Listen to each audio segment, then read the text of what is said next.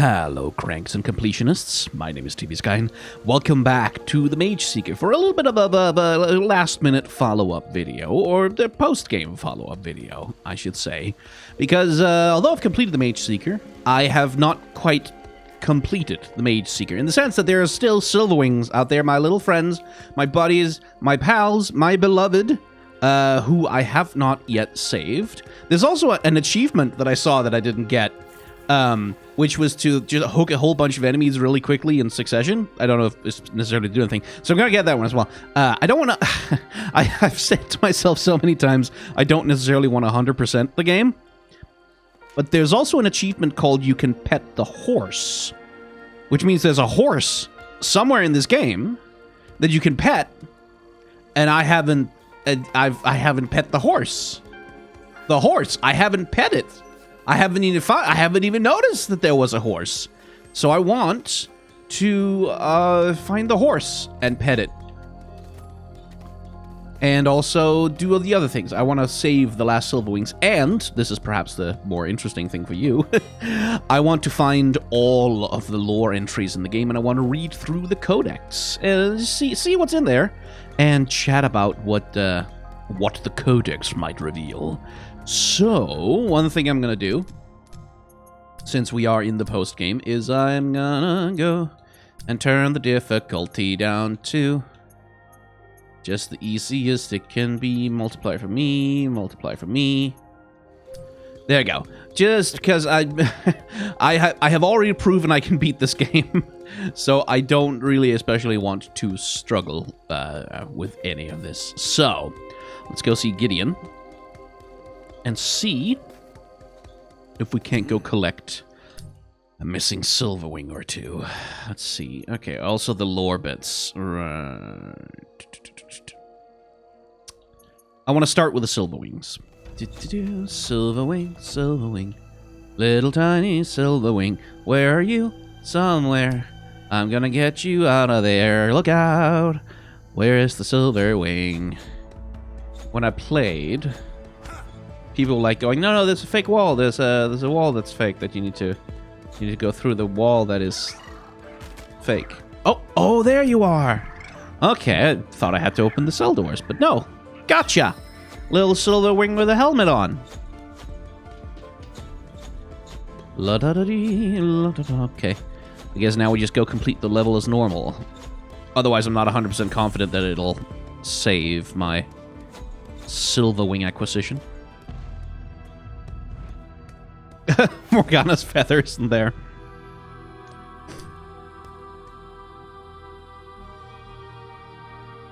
That's it. Okay, that's interesting.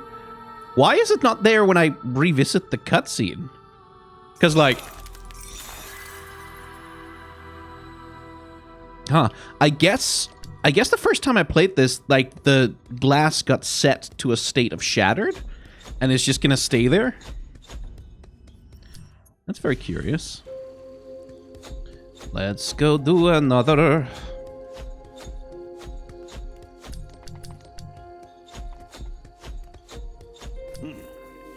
Silverwing, Silverwing, gonna get that Silverwing.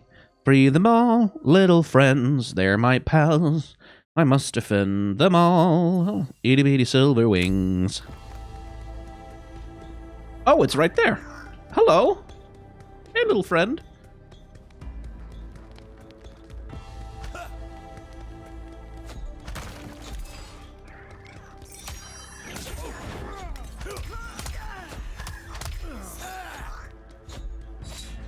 Found ya.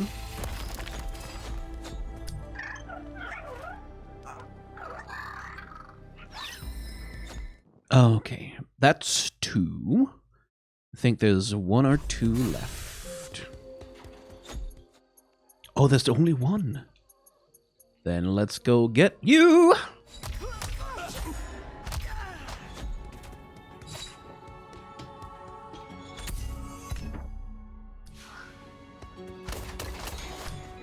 Gotcha. There we go. Silverwing collection complete. Okay, that's all the Silverwings. Now, Let's go collecting lore. I also do think that I can just exit once I pick stuff up. I think. Because it did grant me the achievement of picking up the bird the moment I picked it up, which means it probably registered that I had picked it up immediately, so...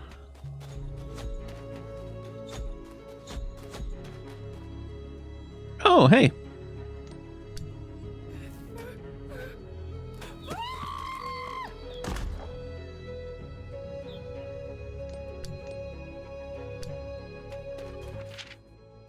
A curious thing happened on the road the other day. I came upon a woman in the shade lamenting her woes. She told me her tale of how her lover was lost in the Western Sea, and how she wanted to find some comfort speaking with another again. I must confess I found her most alluring. Her eyes seemed to glow with an unnatural fire that drew me in. Her lips were reminiscent of the season's ripest berry. 2 pale locks of hair peeked from under her hood, and a locket of bright purple lay on her bosom. She apologized profusely in a melodious tone when her nails cut a thin line across my cheek. An accident, I'm sure. Oh, what joy I felt to find her again, and what excitement to see her again tonight. And with my luck, to feel her caress on my hand again. Ooh, R.I.P. to a horny one. That there, my friends, sure sounds a lot like Evelyn.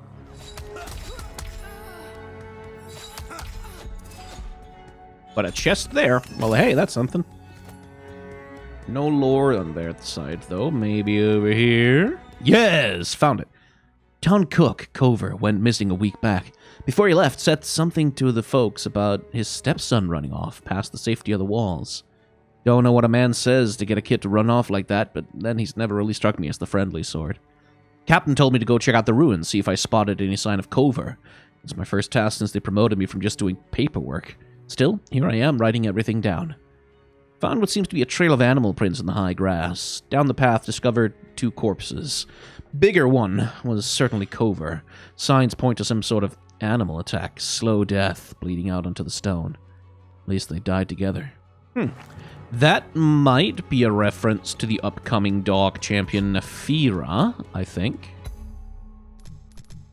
Although, I cannot be sure. Yes, good. Okay, so we have 1 Clarion Cove. Oh, we have a... we have an escaped mage that we're missing too. Do I really want to go for those? I don't know. I don't know, man. I don't know if I really want to go for all the escaped rogue mages. But I do want the lore.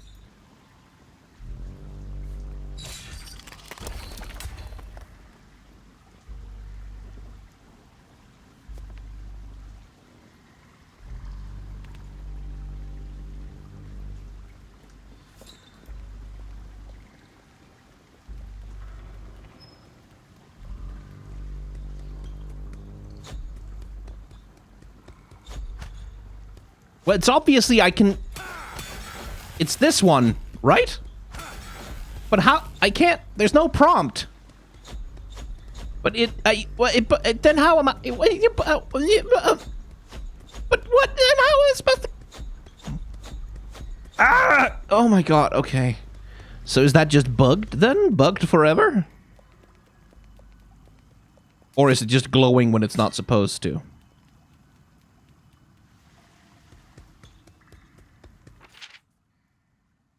Let's see. Okay. Brothers and sisters, welcome. It warms my heart to see you here today. Loyal citizens all, the proud and true of Demacia, and it is my great honor to address you once again. I give thanks for the work you do in service to your fellow countrymen, from the highest to the lowest. I give thanks for the charity you show and your dedication to our humble Illuminator order. I give thanks that I am able to call you my friends, and that you continue to teach me far more lessons than I could ever hope to preach from this pulpit. These are trying times indeed. When you go forth from this place, do so with kindness and honesty, and help us bring light into darker places once more. Have not faith, but ideals. Devote yourself to them, body and soul, and leave the world a better place than you found it. the irony of finding that down here. But that was the missing lore bit, I am 99% sure. Time to be proven wrong.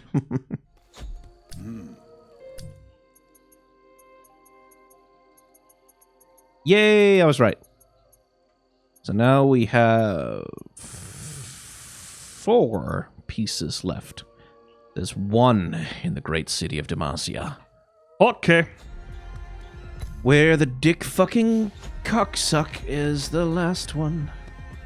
That's where the Silverwing was.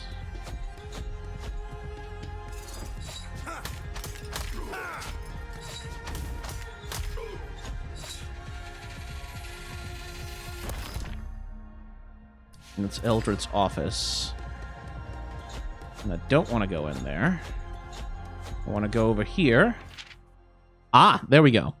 The Darken. Spoken word performance by G.S. Harron, Demacian Historical Society.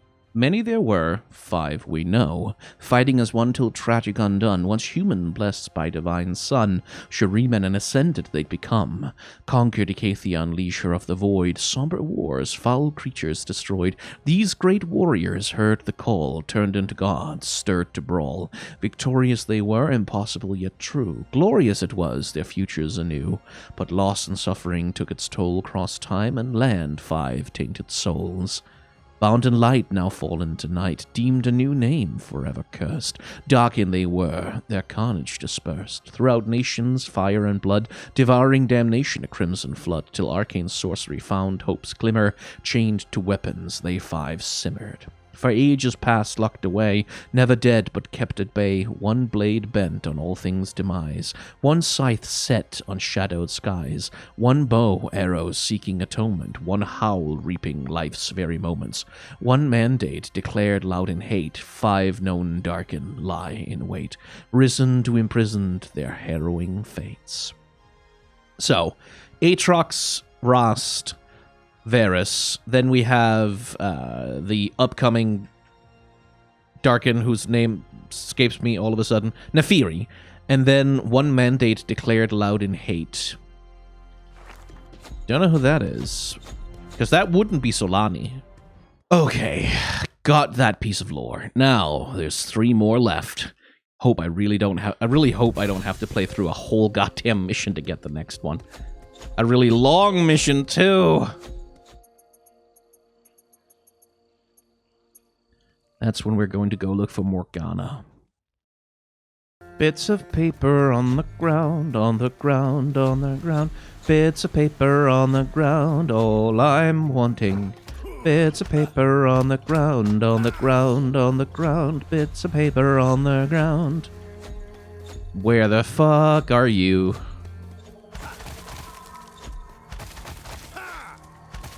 Okay. Yes. Good. That's 1. I remember, I didn't get to go here because I got fucked up. And needless to say, my position was rightly vindicated in the final proceedings. Chapter 17, Valoran's Last True Wilderness. Entire treatises have been written about the renowned petricite groves of Demacia, including much on their cultural significance, not to mention speculation on their origins. And yet, it is the other forest spaces to which I find myself drawn most often, in both thought and travel. One would not necessarily expect such untamed magical environments to flourish in a land singularly dedicated to the sanction and control of sorcery. What secrets lie within for the dedicated academic to uncover? From my field work researching the multifarious tribes of the Staya, their lineage, histories, traditions, and so forth, I am struck by some of the similarities between the Demacian forests and some of the greater wild woods of Ionia. Is it possible that in some previous epoch such places existed across the known world? Oh, is this the Vastaya researcher guy? I remember him from back when Riot first decided that the Staya were a thing. They published a bunch of stories from him, and he was sort of a traveling silly little buffoon, sort of barely making his way in the world. But then...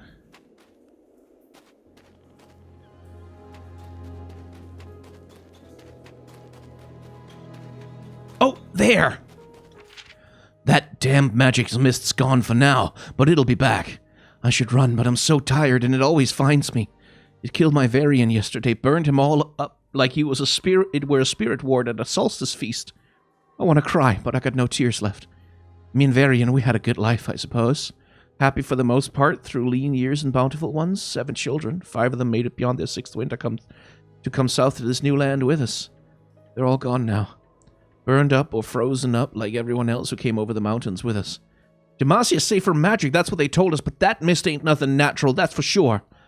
The fire's coming. I can hear it. And the ice will follow after. I'm all that's left.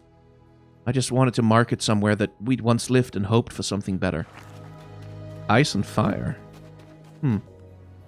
Don't know what that is, actually. One piece of lore. One piece left. And it is in Meltridge. Okay, Meltridge, then. It's where we have the Visteria boss fight, but, hopefully, it won't have to come that far. Oh, I think I found it.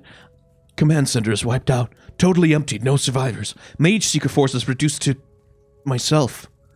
Goldweald was completely depopulated. The inn is torn to shreds. Something huge broke through the front door and did unspeakable things to the people inside. There are no animals or insects left on the road outside. No sound or wind. It's like... well, I'd laugh if it wouldn't draw the thing's attention. I fled alone. Pretty sure it knows where I am, though. I remember how the old fables go. It looks like a scarecrow, but that's not what it is. It is concentrated fear, an emotion so ingrained in the human psyche that I'm not sure this thing can even be killed. It's too old and too strong. I hesitate to even call it a demon. The lads are calling to me now. But you won't trick me that easily, beast. You'll have to work harder than that. And then cut off right at the end. Well, that was easy. Found that one. Got it. Okay, cool. Back to the hideout. Okay. With that, I do believe I have got Earl of the Lure and Earl of the Silver Wings and Earl of the Everything, except like that one rogue mage I didn't pick up. Oh man, at this point it feels kind of silly not to go and get it, but on the other hand, it also is very funny just to leave one. Anyway, Demacia and Archer, trading swords for bows. These archers are just as willing to give their lives for the glory of Demacia as their fellow soldiers in the Dauntless Vanguard. But those aren't bows, though. Those are crossbows, so they're not archers. They're... okay, well, Demacian Silencer. A warrior skilled with a lance is a daunting foe in any circumstance, but when Demacia sends out a platoon of these soldiers, unprepared enemies will often run for the hills. Forest rat. This common breed of rat can be found anywhere from Demacian deep forests to populous villages. They move in groups, infesting grain stores and swarming houses. The Dauntless Vanguard boasts the greatest warriors that the Kingdom of Demacia has to offer. This unit specializes in defense. Giant's Helm, one of Hespeth's most treasured creations. This petrified sculpture shifts between the elements to keep opponents guessing. Its eerie form begs the question, whose helm is it? Is it part of a larger design? Turns out it is. Mageseeker Investigator. These low-ranking Mageseekers use their Grey Mark badge to neutralize the magic of others. Though their purpose is to root out mages in hiding, they will resort to combat if forced. Durand's Defense, a crude homage to the sculptor Durand. This prototype is the Mageseeker's attempt to recreate the monument Gallio. A Mageseeker must sit inside to operate it. Attack Turret. These mobile turrets support Mageseekers and Arthur Demacian's troops in battle. They are formidable at a distance, but can be reduced to rubble if pulled in time. Health Turret. These unarmed turrets restore the health of Demacian armed forces until they are knocked down. They can render enemy ranks undefeatable. Rattleclaw. Long ago, this beast was driven mad by magic and became wildly attracted to mages. After years of hunting unwitting travelers that made camp in the woods, Rattleclaw went on to ravage whole towns and settlements as it grew larger and angrier. Failed experiment. A forgotten byproduct of a disturbing early experiment. It is tempting to squash these worms on sight, but to beware, they were designed to detonate after death. Which means that they might be people. Great! Silverwing Raptor. Native to the high crags of the Demacian Mountains, raptors in the wild are often volatile predators, but soldiers who are able to build rapport with the beasts can ride them into battle. I think actually that might be taken word for word from the Universe website. Fire Mageseeker. Recruited at a young age, these Mageseekers use their mastery of flame to raise the rogue mages.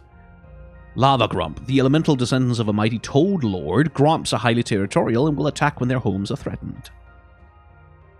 Elite Fire Mage Seeker. Elite Fire Mages who join the Mage Seekers must train for years under close supervision. As a result, they relish any opportunity to unleash their magic in full force upon the enemy. See, that seems to be exactly the same as Fire Mage Seeker. Warped Polar Lizard. Warped by many years steeped in the forest's magic, this lizard has been known to freeze its victims solid. No one knows what it does with them after that. Unpleasant. Let's see, Ice and Fire. An orb that wields equal parts fire and ice magic. No one knows what causes this raw magic to gain a form and will of its own. Frost Tortoise. A creature engorged to giant size by elemental magic. The Frost Tortoise puts the cold in cold-blooded. Let's see. Elite Ice Mage Seeker. The quiet cold of ice belies its deadly possibilities. Ask one of these elite Mage Seekers whether death by fire or frost is more painful, and they may just oblige your curiosity. Warden of the Forest. Some believe that this wraith-like creature came to be when the first trees grew tall enough to cast shade. Others believe that it is the spirit of a mage trapped between worlds. Whatever its origins, it stands as a brutal test to all that cross its path. Wind Rover. Letting this bird's cute appearance... Cute? Really? Not the first word I ever said. Letting this bird's cute appearance fool you would be a lethal mistake. It manipulates the air to disorient predators and weaken its prey. Wind Experiment. This crossing between a Wind Rover and a mage trades some of the Wind Rover's fleetness on the wing for an unnatural thirst for violence. Yeah. Let's see. A highly disciplined master whose control of the air allows them to slice their foes with ethereal blades. Elite Wind Mage Seeker. Yeah. Nature Experiment. Oops, that's a Nature Mage Seeker, I think. Vigoroot. Fed up with being harvested, this species of flora learned to fight back. One shudders to think what would happen if an entire forest were warped by magic in this way. Be pretty cool. There's the Nature Experiment. These plant-mage hybrids often exhibit confusion at their unwieldy new forms. When threatened, however, their strike can be both devastating and toxic. Let's see. Elite Nature Mage Seeker. Rigorous training and deep meditation make these elite mages almost one with their environment. Among their many talents is close communion with the natural world. Mystic Experiment. This twisted experiment was once a mage that was fused with the form and magic of a gel bug. Despite its hulking appearance, this creature can leap great distances to crush its enemies. Gelbug. The gelbug is a shy, insect-like creature that generates magical barriers when threatened. It is named for the jelly it produces, which can be sold for a high price in Demacian markets. I'm good, thanks. Dark Hound. This nimble predator shuns the light and lingers in shadow, even becoming invisible at will. If these hounds are deadly alone, they are nearly unbeatable in the pack, unless you have AoE of any kind. Elite Mystic Mage Seeker. Some magical powers are beyond the rigid definitions of traditional elements. When these elite Mage Seekers are near, one feels the very fabric of reality twisting and stretching. Cool. Storm Experiment. This chimeric experiment crosses mages with storm ravens, amplifying the elemental energy of each. Behind its pained call, you can hear the agony of the person it once was. Yeah. Thunder Beast. A cunning beast with calculated control of its storm magic. People who have met this creature and survived swear that its eyes shine with an almost human intelligence. Storm Raven. These avians attack with a fury disproportionate to their size, bringing the wrath of the clouds down to earth. Elite Storm Mage Seeker. Harnessing the turbulence of summer storms, these elite Mage Seekers will tear into their enemies using the power of lightning. Indeed. Now, let's see. We have all the notes. We have a bunch of tutorials, and then we have the character biographies. But I do want to kind of go back and look at a couple of the enemy sprites.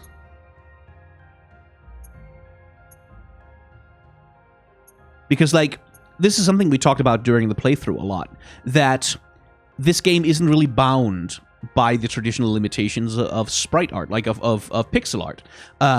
So it uses the aesthetics of pixel art without really having to conform to its weaknesses, which is, for example, they can squash and stretch in ways that traditional pixel art sort of just really kind of couldn't.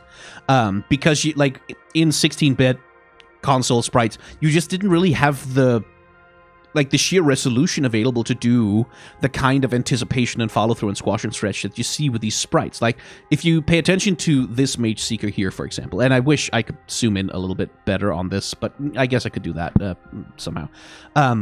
Pay attention to this guy, right? You see how that little bit of the cape sort of flutters back and forth as he moves. Same thing with the robe, like that little movement of like whoop whoop whoop of like the follow through with the cloth following the motion of the person, and that little subtle wiggle that comes through in their shoulder as they're sort of like wiggling back and forth. Like that's all stuff that can only be done when you have a really high resolution within to do it, because like that's pixels being moved over one or two spots. That's not much on a 1080p screen, but pixels moving one or two spots on like 320 by 480 or whatever the resolution used to be back in the day.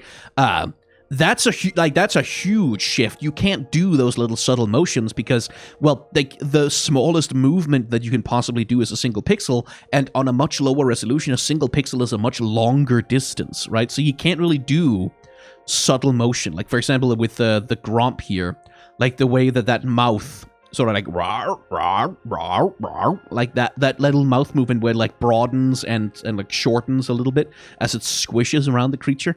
It's just not something you can do, like if you're not working in such a high resolution, which is what's so cool about like modern versions of this kind of pixel art.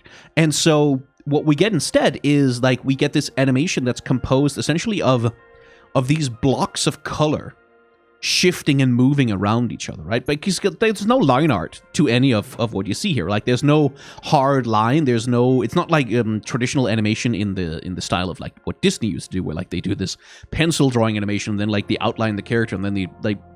What we have here is, when you look at what the characters are, it's these flat blocks of color. Like, look at this, like the patch on the front of the frost tortoise's leg here, right? That's just a solid patch of color that's being moved around left and right. Like its size and its position is being shifted.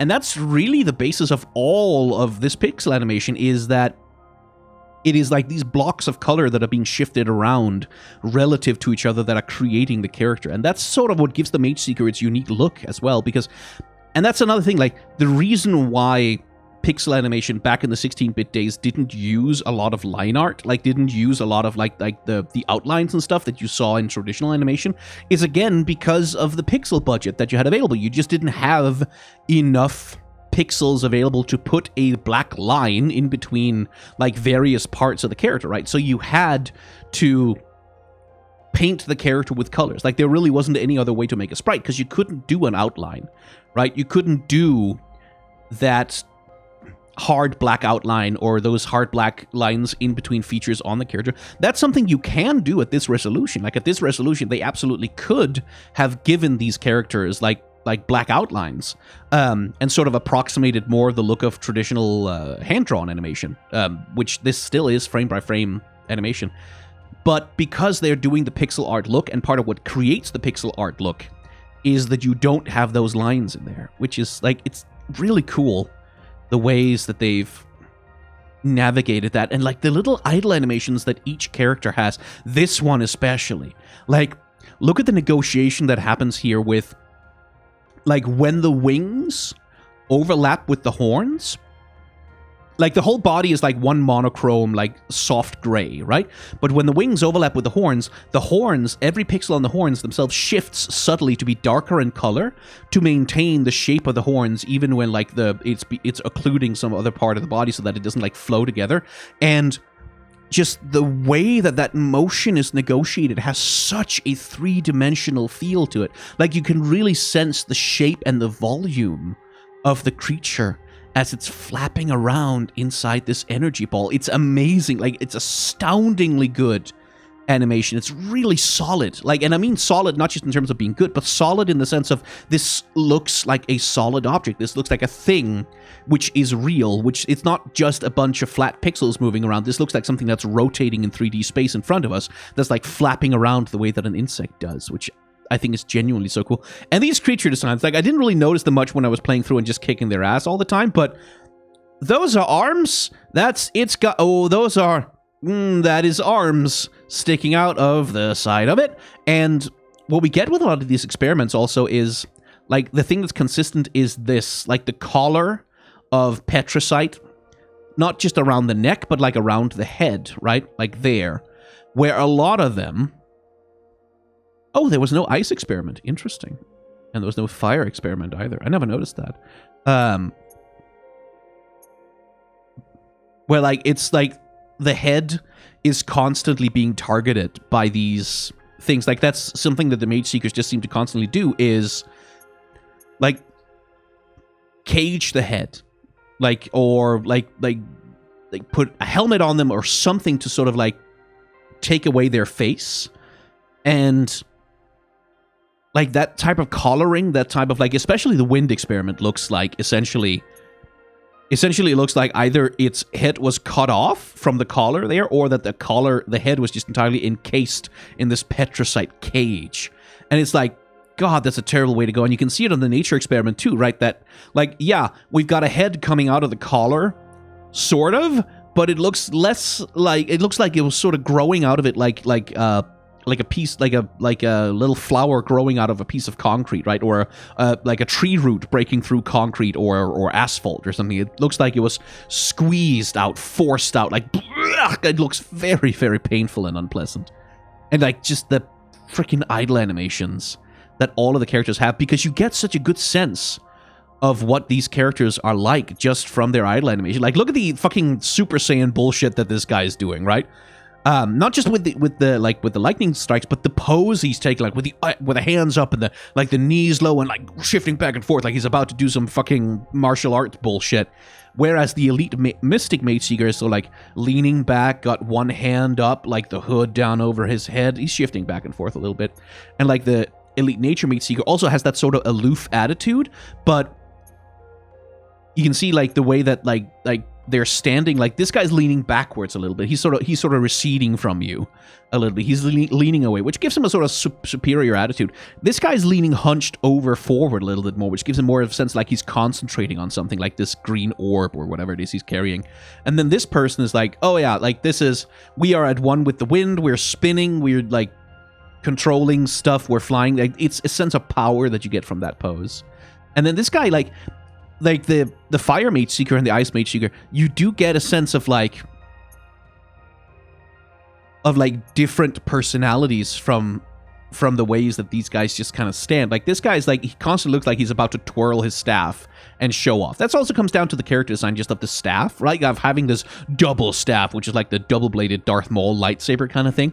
Whereas this guy, he's more like, This is more of an offensive pose because the staff is down. They're sort of ready to swing it around. This is more defensive, I think. Like that thing of like having the staff in front of you all the time, like almost as though you're constantly trying to block.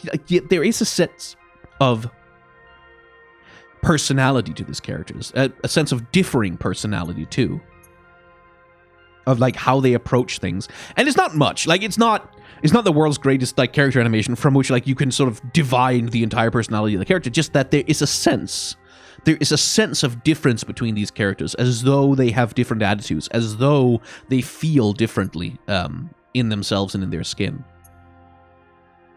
He does have a sprite, but it's dead. Okay. It is gray. Huh. So, Garen. Noble born and loyal to a fault. Is that what it is? He's loyal to Demacia, but not to his sister. Garen serves Demacia and its crown unswervingly as head of the most elite military squadron in the nation. Disturbed by his sister Lux's magical abilities, he does his best to ignore her mage identity. Yeah, which is also... It's that strand of acceptance, like, it's like, yeah, sure, it's okay that you're whatever you are, but just, like, don't remind me, don't tell me about it, don't act like it, don't make me think about it. Which is not really acceptance, just acquired a form of bigotry.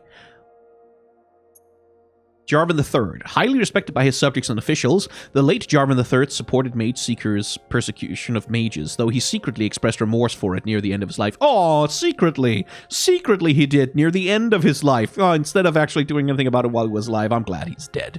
He was murdered on the day that Silas escaped his Mageseeker prison, though the killer's identity is still unknown. Killen. Silas's former cheater is living proof that some of the Mage Seekers do have hearts. An accomplished mage himself, he did what he could to ease the captivity of young mages like Silas and Wisteria, yet always regretted not doing more. Yeah, I mean, there's only so much you can really do of good from inside of the genocide system. There's a pretty hard limit to how much help you can give anyone. Leilani. Leilani is the spirit leader of a ragtag group of mages hiding out in the dark forest. Since becoming a fighter, she has but one goal: to end the oppression of mages and build a better future in its place. Under Kara's tutelage, Leilani studied the art of preserving spells in Petricite that can be used in battle. Silas. Since childhood, Silas has been able to sense the magic of others. The Mage Seekers recruited him to round up others of his kind. His attempt to spare a young girl resulted in her death, and Silas was imprisoned for 15 years. He stole magic from Lux to break free and now craves nothing more than vengeance against his former captors. Eldred. Many feel that Lord Eldred holds the true power in the kingdom, second only to the late king, but hidden behind this man's grey mark badge is a heart of pure ice. Leader of the Mage Seekers and member of the elite Crown Guard family, Eldred makes no bones about using his status to do what he thinks is best for Demacia. Yeah, which is genocide. Ruko. Young Ruko learned the blacksmithing trade alongside his brother before the Mage Seekers captured and separated them. Along with a burning need for revenge, Ruko equally needs a place to belong. He's especially adept at enhancing weapons to make them more deadly, including Silas's chains. Wisteria. Commander Wisteria's talents were tamed through painful experimentation by Hespeth. Though she suffered a terrible childhood alongside Silas, she has grown to hate her magic and will do anything to see the Mage Seeker's vision of a magic-free Demacia come to fruition. So another point of contrast, right? Silas and Wisteria. Like, they both have fairly active idle animations, right? And Silas, it makes sense that he has an active idle animation. He's the main character. He does kind of need to be moving all the time. Wisteria, though, like, look at the way she's moving and the way that she's posed, right? Silas, straight back, like, stands up, chest out, like he's clearly weighed down by the fucking chains he's dragging around all the time. Take them off when you go to sleep, at least, Silas. But he has, like, a proud attitude, right? Like, he stands up straight, he stands tall, he looks people in the eye. Wisteria, though, is always kind of hunched. Like, she's hunched, her shoulders are up around her ears, she's holding the staff out, and she's covering so much of herself with a cloak, like she's trying to hide, right? Like, she's trying to hide herself. And there is that sense of, like a coil that's so tightly wound that it's about to explode. Like, there's that sense of tension in her. There's that sense of, like constant anger and constant, misery coursing through her, which of course is her character. It's like, and when you don't know anything about her, you can sort of just confuse that for, like, zealous violence, right? But once you do know her story, you kind of get, oh, okay, like, this is an expression of how much she fucking hates herself, like how miserable she is inside, and how much she's attaching all of her hopes to the idea that she will feel peace once magic itself is eradicated, which of course she won't. Hespeth. The little operatic piece of shit. Again, love the absolute operatic nonsense that this guy gets up to in all of his animation. Like, he's really fucking... Boy, he just goes hard in every piece of custom animation he has. Little piece of shit. Hespeth is the Mage Seeker's lead scientist and researcher. Fueled by a dogged pursuit of understanding magic in all its forms, he's unafraid to use unethical methods to achieve results. His twisted experiments are barely tolerated by his superiors, who use his research to exert power and control. Lux. Youngest in the Crown Guard family, Lux has always questioned her role in Demacia, all the more so after discovering her magical gifts.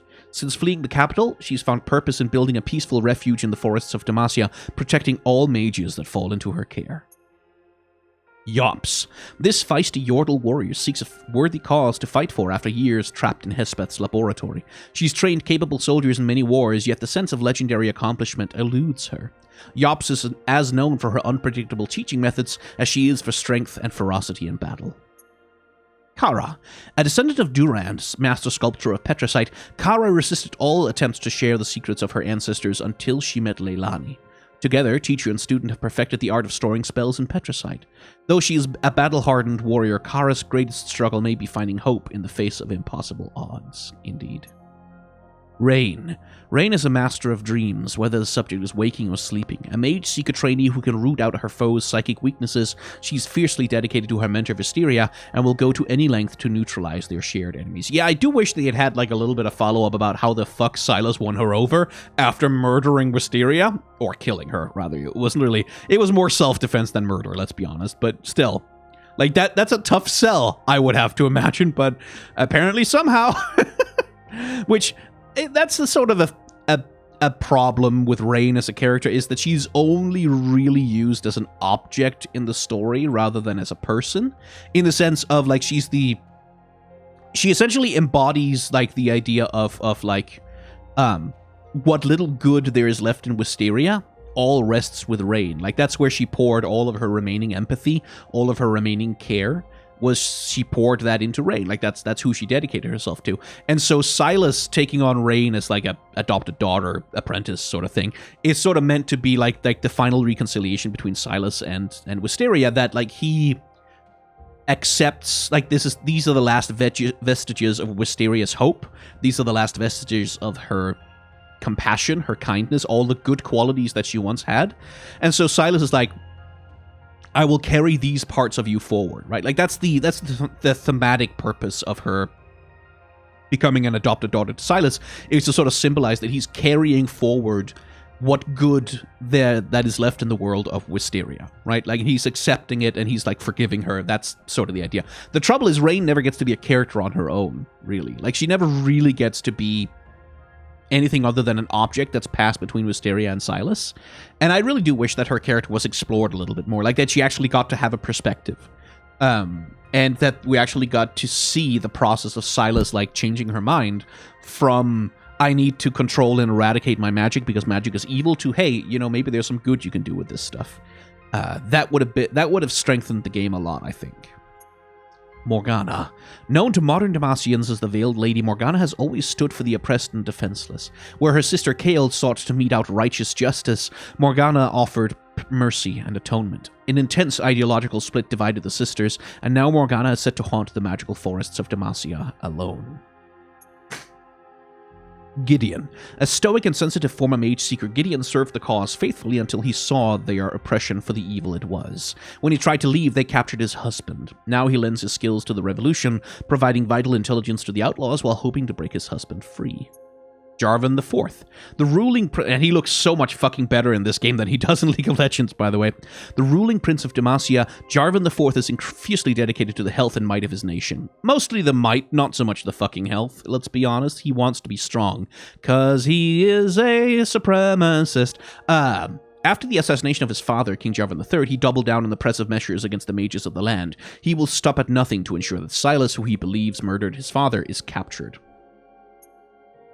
Shyvana. Half-dragon Shyvana acts as the prince's devoted bodyguard, unleashing her fiery wrath against those who would see him destroyed.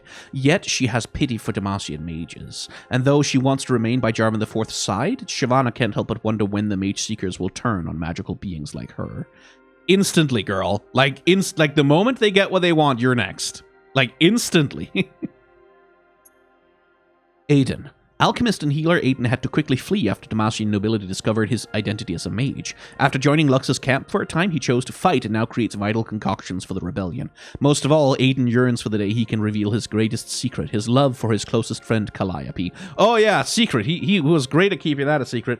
Nobody knew. Completely, just, boy, absolutely masterful secret keeping there. But again, attitude, right? Like, it's present in all these idle animations. Aiden, you can tell he's a nerd from the way that he's standing. Not just that he's holding a book, but like his chest is facing away from the book, right? So he's looking away from whatever is in front of him in order to look down at the book instead. Which tells us not only that he's like sort of nerdy, but also that he's distractible, that he like prioritizes things other than what's right in front of him, which again is what he did with Calliope, right? Like, she was right in front of him, obviously equally in love with him, and he was like, no, I'm going to prioritize a million other things and not even notice that, right? So, like, little things in like, the character design, in the attitude of the characters can sort of help sell that idea. Shyvana, again, right? Like, you can tell the difference between, like, Shyvana as a warrior and Garen as a warrior, right? Like, the way that Garen is, like, he's got one arm out, he's got the shoulder up, he's got the sword ready, but he's, like... he seems like controlled. He seems like he's holding a battle pose. Shyvana is much more like, see how the fingers are flexing on her hand? Like, see like the way that she's like extra hunched over, shoulders all the way up over her head. Of course, Garen also always looks like he's got his shoulders over his head because of those giant pauldrons, but still. Like, shoulders up, like up around her ears, she's sort of hunched forward. It's sort of a predatory, like she's ready to spring or pounce on something. Like, she looks like someone who fights with like her anger and her passion. Compared to someone like Garen or even Jarvan, like, who has much more of that sort of disciplined, standing back combat pose, like he's like ready to practice some kind of martial art. Shyvana looks much more like she's just gonna fucking sock you in the face, which of course comports with her character and her personality. God, but the fucking pixel animation is good, though. Like, so much of it. There's a whole video just talking about how good the pixel animation is, but I probably won't make a whole video. Maybe I will. Maybe I will make a whole video about that. Maybe I won't. Shit, I have to figure it out. I have a plan for Mageseeker content on the main channel. It's just... I need to figure out how exactly I want to do it. Lord. Anyway, that's about all I wanted to do with this little extra bonus video. So if you've enjoyed hanging out in the world of the Mageseeker with me for the last time on this channel anyway, you can hit like, comment, and or subscribe down below. That'll let you know when more episodes of stuff is coming out on this channel. You can become a member of the channel to get early access to episodes of stuff that comes out, and you can head on over to Twitch to subscribe to watch me record things live, like Final Fantasy 16 and Tears of the Kingdom soon. But that is about all I have to say. Thank you very much for watching. Remember to be kind to one another, have solidarity with those who are worse off than yourselves, and may the tides of history wash gently over us all.